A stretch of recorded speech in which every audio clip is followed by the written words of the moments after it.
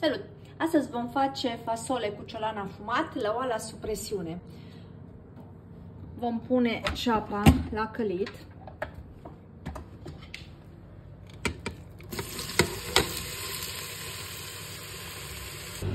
După 5 minute adăugăm și ciolanul afumat tăiat felii și le mai călim pentru încă 5 minute împreună.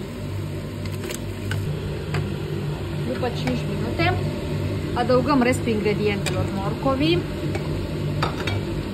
bulionul, o linguriță de cimbru, sare și 2 foi de dafin. Adăugăm și o linguriță de băia dulce. De preferat se călește cu carnea, dar am uitat. Le mestecăm puțin. Închidem oala și selectăm programul sub presiune și pentru 10 minute. După ce am fiert ciolanul, adăugăm fasolia. Eu am fasolia din conservă. O amestecăm și o condimentăm. După ce condimentăm, o mai punem la fier pentru încă 5 minute cu fasolia.